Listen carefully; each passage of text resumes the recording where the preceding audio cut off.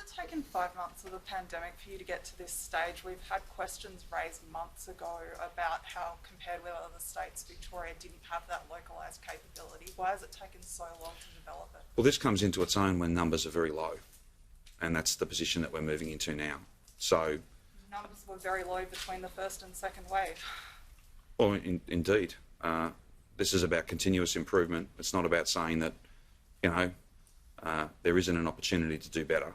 It's looking for and often it'll be very, very small improvements, but the lower the numbers get, the lower your tolerance and threshold for error.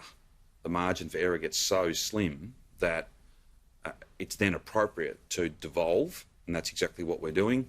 There'll still be a very, very big team at the centre, but having the most localised response. For instance, I'll give you an example. I spoke with Commodore Hill this morning about the fact that a case, well deep into regional Victoria where there's not necessarily the laboratory capacity would mean you had to send that swab all the way to Melbourne. That it can add 2, 3, 4 hours to that turnaround time. Once you get down to very, very low numbers, though, there are a number of health settings, a number of hospitals who can run 1 or 2 tests. They can't do a long run of tests, but they can do very small numbers, and they can turn them around without all that travel time. So, for instance, some things become possible, some things come into their own, some things become absolutely essential when you get to very, very low numbers. So I think that just as regional teams have played a critical role in the low numbers in regional Victoria now and keeping them low, suburban public health teams, coronavirus response teams, will be a very important part of that final push to get the numbers right down and, of course, to keep them there. That still doesn't explain why you didn't do that, 3 months ago before we... Well, this second wave is very different to the first wave. Very, very different. And that you could have prevented the severity of the second wave. Well, I don't accept that. I don't accept that at all. The key point here is with the amount of community transmission that we've got, with the amount of cases that we had, a more centralised model worked, and that's not a matter of my opinion. We've gone from 725 cases to 41 yesterday, 55 today. That's a strategy that's working. That's a strategy that it's full of sacrifice. It's full of a lot of hard work from many, many people. And again, I'm deeply grateful to everyone who's playing their part. But I don't accept that view. This is now the time to do this.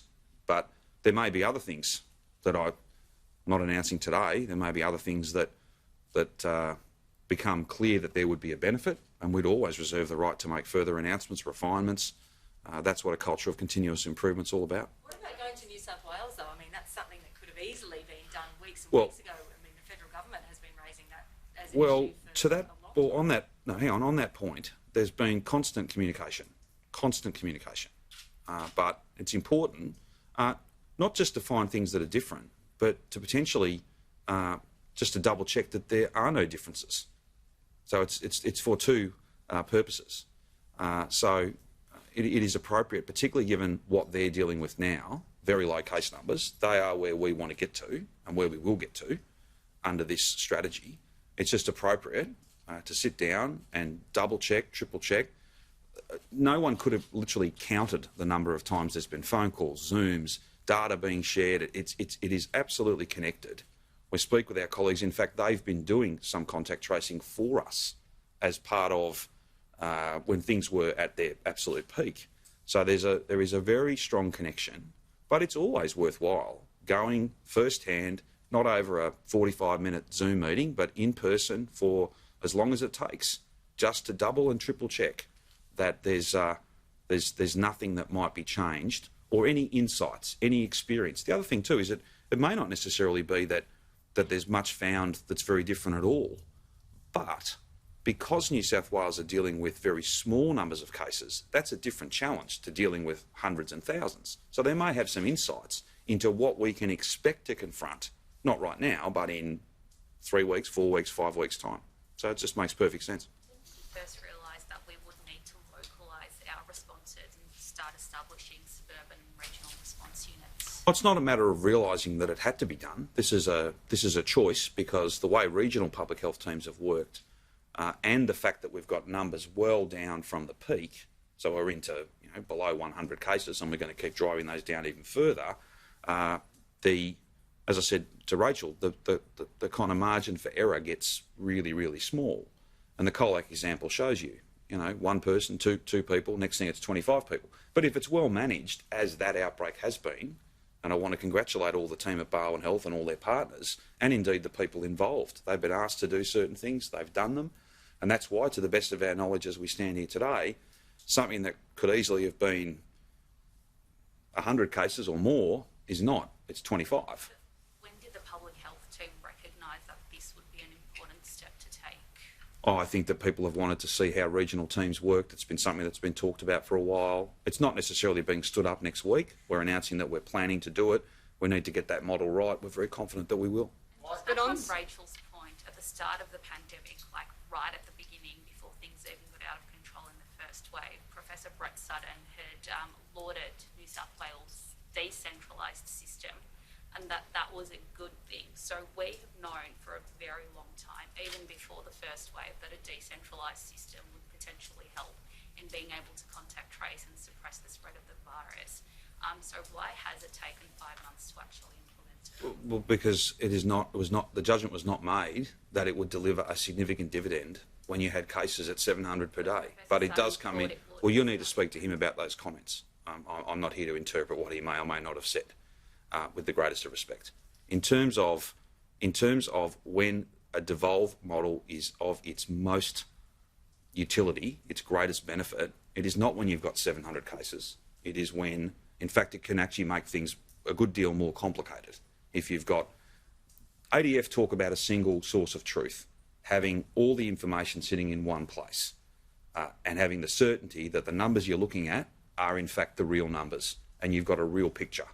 The notion of devolving out and trying to duplicate and replicate, fighting 700 cases a day, there is an argument that that could in fact not be the right thing to do. However, and this is the key point, when you get to a stage where numbers are very low and you want to keep them low and the strategy is depending on you keeping them low, then you can devolve out and you can have that really quick, localised response where you try and use as much local knowledge as you possibly can.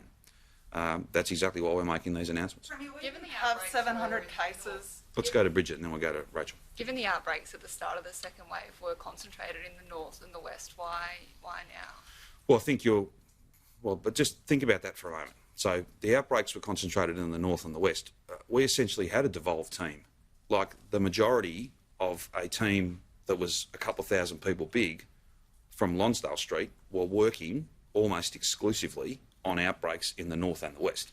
So the office building you work from when you're at that stage of a wave is far less important than when you are down to ones and twos and you have to keep it at ones and twos.